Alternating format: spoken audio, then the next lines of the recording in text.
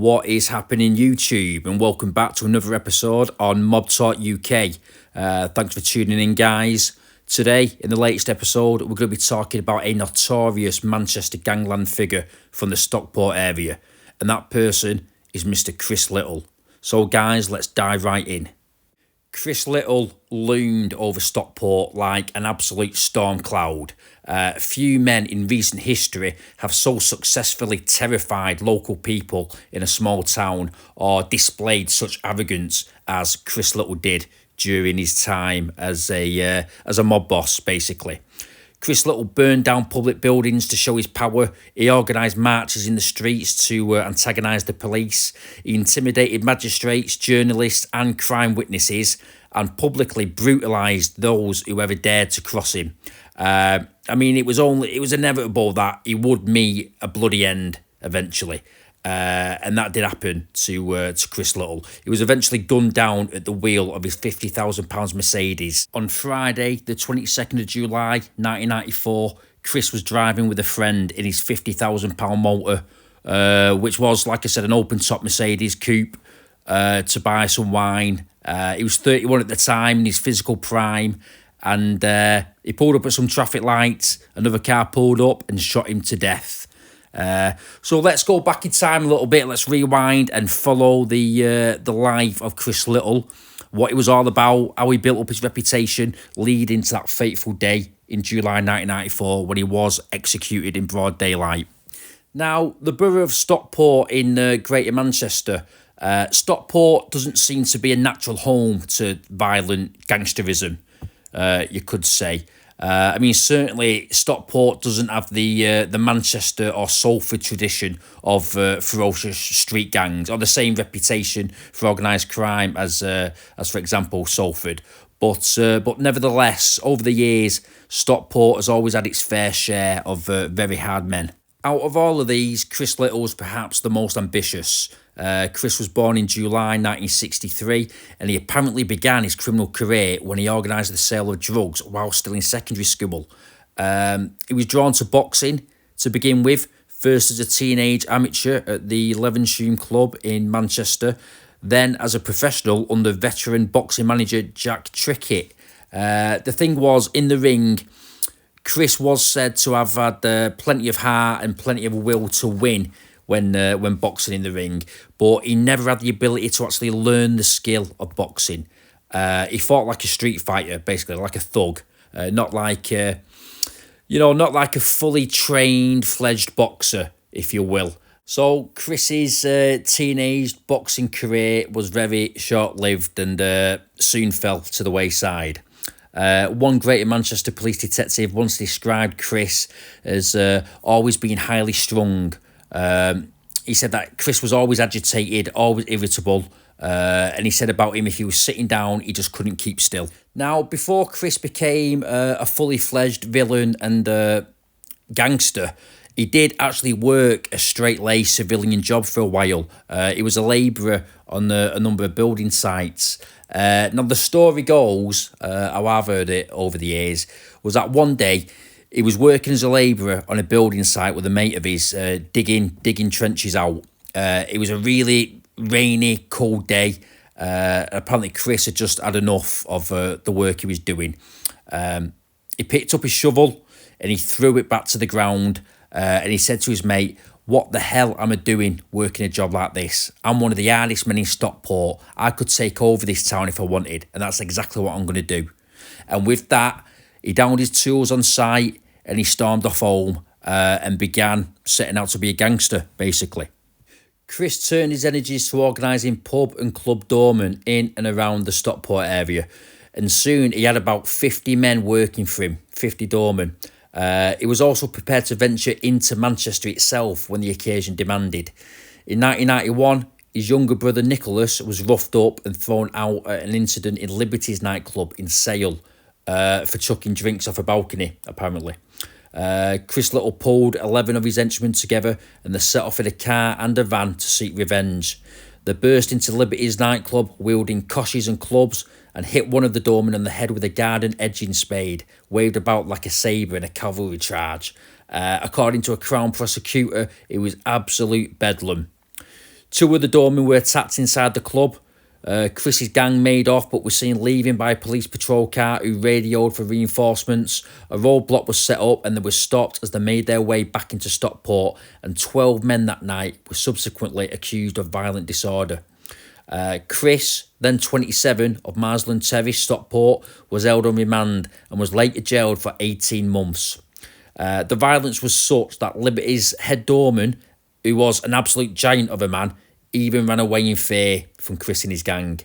Chris's henchmen received a variety of lesser jail terms or suspended sentences. Now, inside prison, during this 18-month stretch Chris got given, he built up prison muscles and he brooded. Chris left prison in the spring of 1993, returning to his modest house in Marsland Terrace, with its homemade gym at the back and a cage for his bull terrier and mastiff dogs. To celebrate getting released from prison and also to show the police that his power had not diminished while he'd been inside, he staged a homecoming parade on a Sunday morning in the Stockport suburb of Offerton. 200 friends, family and followers gathered, and, fearing trouble, a large group of police turned out. A chief inspector approached Chris and asked for the crowd to disperse. Chris said to him, "Just shake me hand and the lads will go quietly." "No chance," replied the officer that day. At that moment, a superintendent who was new to the area walked over, pointed at Chris and told him to clear off.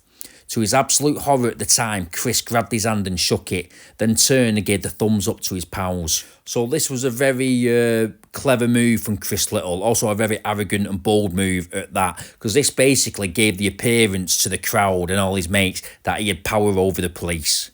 Now, it was very well known that Chris Little could have a sadistic streak in him, a very sadistic streak. Those who crossed him could expect a beating or an attack by his fighting dogs. One man was forced to wear shorts to show off the scars left by his dog's teeth. There was an incident with one guy called Paul Healy, who was actually thrown from Brinnington Bridge onto the M63 when Chris and his gang mistook him for another man. This guy, Paul Healy, he was in a coma for 10 weeks, following a 9.5-hour operation to rebuild his face with metal plates and repair his smashed skull and broken bones. Chris apologised for shattering his 26-year-old victim's life by buying him a pint of lager. Another guy that crossed Chris was thrown from the 5th floor of a block of flats. Gossip had it that he even crucified one man that crossed him, hammering nails into his hands and firing a crossbow bolt through his thigh. It may have been myth, but it added to the ferocious public image in Stockport of Chris Little and his gang. His most infamous punishment beating was recorded for posterity. Chris had heard that a guy called Chris Jones, a self-proclaimed local joker, had insulted him while drinking at a snooker club. So Chris sent 2 of his heavies to bring Jones to his house in Marsland Terrace. They went into the backyard and Little asked Jones to choose between fighting his bull terriers or taking part in a boxing match. Jones chose boxing. "Ha, wrong choice," said Chris Little. Jones was given heavy sparring gloves, while Little put on smaller boxing gloves. His minions filmed what followed. With his first punch, Little knocked the smaller man across the garden. His bull terrier mastiffs went berserk in the cages as more blows thudded down into Jones's body. "Do you respect me now?" demanded Chris Little. "Hang on a minute," replied Jones, even now unable to resist a joke. "Let me think about it." Chris Little erupted, smashing Jones's head repeatedly into a metal fence and then punching him solidly in the kidneys as he cowered. Finally, Little's men took Jones to hospital, where he discharged himself after treatment. Little gave him 10 quid the next day for a drink. The video was taken around pubs to show people what would happen if they crossed the crime boss Chris Little. Chris also made a hobby out of antagonising the local police in Stockport. One night he walked into a nightclub, punched his fist through the cigarette machine, turned to the watching crowd in the club and he screamed, "I'm looking for a copper to beat the shit out of." On another occasion, he went to see one of his mates at Stockport Magistrates Court and he sat in the gallery in front of 2 Stockport detectives. Looking over his shoulder, he stared at the officers and he said loudly, "What the effing hell are you looking at?" The magistrates did nothing. He would phone Stockport police station, jeering at officers and even challenging them to do something, to prove any crimes that they were trying to get him on. So when an officer bluntly informed Chris that they ran the city, not him, Chris saw this as an open challenge to prove the police wrong. In April of 1994, Little took a holiday on the Canary Islands. It was the perfect cover for him. In Chris's absence, several of his lieutenants gathered a group of young lads on playing fields in Offerton to issue their instructions. Darren Durr, aged 23, specified the targets. Daniel McHugh, 28, and teenager Michael Murphy warned what would happen if they didn't cooperate. Little will go off his head, the youngsters were told. With the briefing over, a flat was then used to assemble a collection of firebombs orchestrated by Durr and McHugh. Their aim was a synchronised series of arson attacks in several areas of the Stockport city. 13 targets in total had been selected. Chris Little had also left instructions for riots to be started in Offerton, Reddish and Brinnington. He was going to show the police who was the real boss. So, on an April night in 1994, the gang set to work. In the space of an hour, 8 schools, 3 shops and cars in 2 streets were petrol bombed. The air in Stockport filled with the sound of sirens as fire engines and police vehicles roared in from all over the area. The planned riots that night failed to happen, but the cost of damage was still estimated at £750,000. Chris Little put £15,000 into the Brookfield pub and used proxies to apply for a licence, but the licensing magistrates rejected the application. Little had a copy of the magistrate's handbook stolen from the Stockport courthouse, hoping to use blackmail to get his way, and some of the magistrates whose names and addresses were in the book received threatening phone calls from Chris's gang. I wasn't desperately worried, recalled one senior female magistrate. It was just typical of that type of mentality. I'm dealing with people like that in the dock every day. They're mostly pathetic, bless them. Little brazenly told a senior police officer that the book would be handed over if no objection was raised to the licence, but he was caught in a police trap and charged with attempting to pervert the course of justice. Although police did object, a licence was eventually granted, though later the pub was gutted by fire. Chris also attempted to lean on the local weekly newspaper, the Stockport Express, which had refused to print a story about his charitable donation to Brinnington Boxing Club. Little called the journalist concerned and made threats. Then he put one of his goons on the phone. "I'll break your effing legs for you," said the voice. It was typical of Chris's bullying style. The journalist said, "I've been threatened in the job before, but because of Chris Little's reputation, it was very unnerving." It was fair to say this reporter was very, very worried at this time. He was married, he had a young son at home. He's getting threatening phone calls left and right from Chris Little and his gang. Who could blame the guy for being terrified, basically? The journalist went on to say, "Later on, I felt angry. Who does he think he is? He's ruining lives." Stockport police had by now compiled a considerable intelligence file on Chris Little, but had great difficulty in finding anyone in the town who would make a complaint against him. During this time, Little was also making other enemies elsewhere. Despite the attack on the Liberty nightclub bouncers, Chris knew enough to stay on his own patch. Chris wasn't interested in anything outside of Stockport, basically. There was a time when a few Cheetah Mill gangsters tried moving in on Stockport when Chris was in prison. So when he came out, he saw to it that they got fucked off. There was one time when Chris pulled together 350 lads out in force when a Withenshaw gangster tried to move in on his territory. Chris went after him with a gun. Chris regarded Stockport as his own. Stockport belonged to him and no one else, and he wasn't willing to share any part of it. What Chris Little did, basically, was he'd always target people who were a lot weaker than himself. There was one incident when he sent one of his strong-arm men and a negotiator to extort £20,000 from a couple in Edgeley.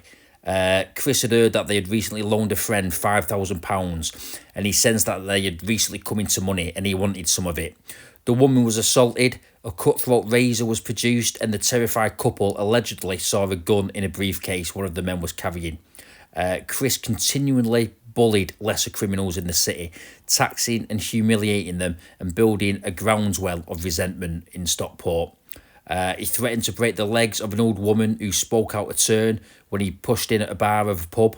He also had a death wish. He told his mother, Patricia, "Mum, I am a gangster and I will be shot dead one day, and that's what I want." Perhaps wanting to make sure he was not forgotten, he was planning another parade of his troops for August 1994. On Friday, the 22nd of July 1994, Chris was driving with a friend in his £50,000 open-top Mercedes coupe to buy some wine and booze. He was 31 at the time. in his physical prime, an imposing presence with a penetrating gaze, his short hair and clipped moustache giving him a constant angry look, his neck and shoulders bulging with muscle. While he was driving this day, he pulled up at a set of traffic lights at a junction near the Jolly Sailor pub in Marple, Cheshire. When Chris pulled up at the lights, a white Ford Granada car with false plates pulled up alongside him. In it were several men. The barrel of a shotgun extended from the window of the Granada motor, and 2 shots were let out. Both shots hit Little in the head. His foot slipped off the brake and his car, which was an automatic, accelerated into 2 other cars and a bollard before crashing into the wall of a Bowling Green pub 100 yards away. 4 people in a van hit by the car were injured. 1 suffered a broken leg. Even in death, he could dish it out, it seemed. Chris Little's £2,000 Rolex watch fell from his wrist. Chris's reign of terror that day was over. The white Granada, stolen a month earlier in preparation for the killing and fitted with false plates, was later found burned out. As word spread throughout Stockport, flowers appeared on the doorstep of Little's house. One neighbour even claimed that Chris had been reading the Bible with him shortly before driving off to his death. The neighbour said, "My children adored Chris and he loved them to bits. He was a superb neighbour, a big, tough, lovable fellow. He was a fitness fanatic and always working out in his gym. Before he left, he was reading the Bible with me." Stockport police were far more cynical of Chris. One Stockport officer said it was inevitable it would come to a sticky end. He was showing all his cards and he never had that many to begin with. He was dealing with half a pack. Now, it's interesting to point out here that when news of Chris's death began to leak out and filter throughout Stockport, even though that one neighbour of his was quite upset over Chris's murder, the rest of Stockport were absolutely overjoyed at the news of Chris Little being gunned down. People in pubs were cheering and celebrating that weekend, Chris being took out. Some people even arranged street parties in celebration of Chris Little being killed. This is how much he was resented and hated by the major majority throughout Stockport. The city was just overjoyed at Chris being shot dead that weekend. A total of 40 Greater Manchester police officers were put on the murder case, and a reconstruction of Chris's last journey was staged in an attempt to jog the memory of any witnesses. Police believe that Chris had been followed from his house, the assassins waiting until he stopped at the lights before they struck. Careful planning had clearly gone into this killing, and the murder car had been stolen from a Stockport garage a month earlier. By the end of August that year, 2 men, just in their early 20s, had been arrested and charged with conspiring to murder Chris Little. They were joined within a fortnight by several other men, including a 22-year-old man who was accused of pulling the trigger. Some of the accused were known car thieves involved in stealing and ringing vehicles. Their gang would look for high-value cars advertised for sale as far afield as Staffordshire and North Wales, and would visit showrooms in disguise, getting the keys for a test, and then speeding off, basically, just stealing the cars there and then. "There's no point lying, we do cars," one of the gang members told a newspaper interviewer. "We chop them up, swap them, change them and ring them, but we've never hurt anyone, and we didn't kill Chris Little." 3 men in their 20s finally went on trial at Manchester Crown Court for Chris's murder in January 1996, charged with Chris's murder. One of the problems the prosecution had, however, was in ascribing a motive for the killing. The defendants denied even knowing Chris Little well enough to have any hatred towards him. One police detective, which testified at the trial, described Chris as a legend in his own lunchtime, and he said that every time there was trouble in Stockport, Little's name was mentioned. He gave evidence about the intelligence file on the gangster, revealing that Chris Little regularly collected £200 protection money from a popular snooker club in the city.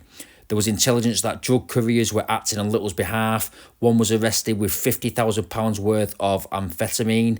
The detective in the trial testifying also described stories of the crucifixions and the brutality Chris used to inflict on his enemies, including the hurling of a man off a bridge, the video of Chris Jones's beating, etc. The defendants on trial produced alibi evidence to back up their not guilty pleas. There was even an O.J. Simpson moment, if you will, when the alleged triggerman was questioned about a pair of badly charred, medium-sized gloves found in the torched car. He said they could not be his because of his very big hands, and demonstrated the point by pulling on a pair of extra-large driving gloves in the witness box. The other two defendants declined to give evidence. The jury deliberated for 14 hours before clearing the trio of plotting to murder Chris and one of his associated underlings. To this day, no one has ever been brought to justice and prosecuted over the murder of Chris Little, although many regular Gangland figures, their names are bandied about in discussion, believed by many to be responsible for Chris's murder. But yet, no one has ever actually been brought to justice for the death of Chris Little. The hole left by Chris's death was quickly filled, though not without further violence. Outside firms took over his doors, while the drugs trade in Stockport was soon parcelled up and divided amongst rival criminal organisations. So, there we have it, guys. That is the story of the notorious Manchester Gangland figure from Stockport, Chris Little. His reign of terror and his eventual end being gunned down at a set of traffic lights. I hope you all enjoyed this latest episode on Mob Talk UK. Give us a like if you haven't already. Subscribe to the channel. That will be greatly appreciated. Thanks for tuning in, guys. Until next time, as always, be safe, look after yourselves, and I will see you very, very soon. All the best, guys. Much love.